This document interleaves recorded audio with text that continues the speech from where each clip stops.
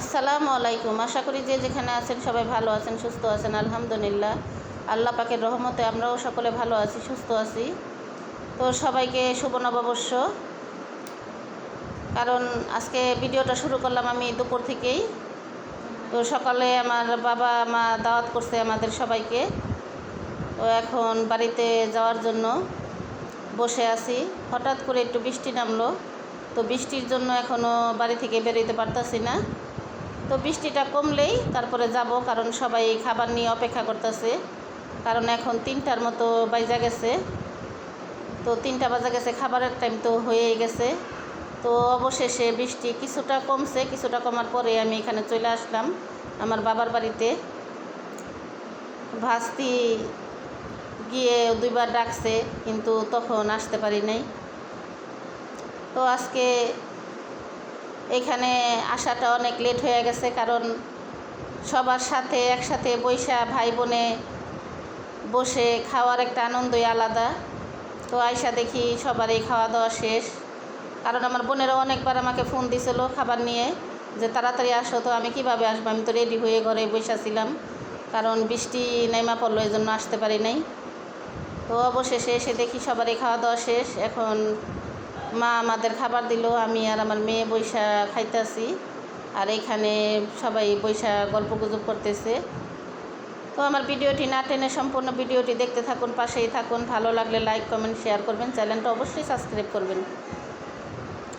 তো দেখতে থাকুন। তো এখানে আছে গরুর মাংস, ডিম ভুনা, মুরগির মাংস।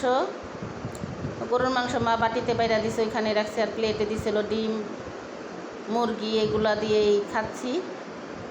তো এখানে যে বাচ্চারা মেলায় যাবে, এর জন্য বাচ্চারা কান্নাকাটি করতেছে। কারণ এই যে আশেপাশে হয়তো আরও বাচ্চা কাচ্চারা গেছে, কারণ অনেকেই গেছে। বাঁশির ফুল শুনলে পোলাপানে কয় আমাদের মেলায় নিয়ে চলো, আমাদের মেলায় নিয়ে চলো। তো এখানে এই জন্য বাচ্চারা একটু কান্নাকাটি করতেছে। তো আজকের দিনে তো কিছুতেই সম্ভব না মেলায় যাওয়া, কারণ আজকে মেলায় খুব ভিড়।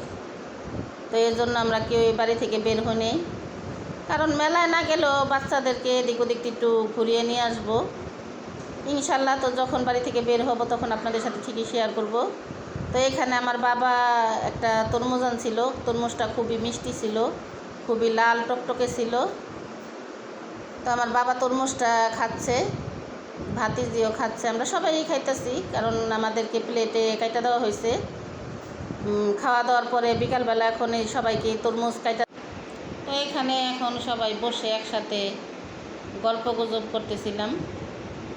আর বাচ্চারা তো বুঝে নেই, মানে যে কোনো একটা উৎসবের দিন আসুক, বাচ্চারা তো বাড়ি থেকে বের হতে চায়, একটু ঘোরাফেরা করতে চায়, কিন্তু আমাদের পক্ষে এখন সম্ভব হইতেছে না, কারণ আমাদের চারিদিকে এখন বিপদ আর বিপদ।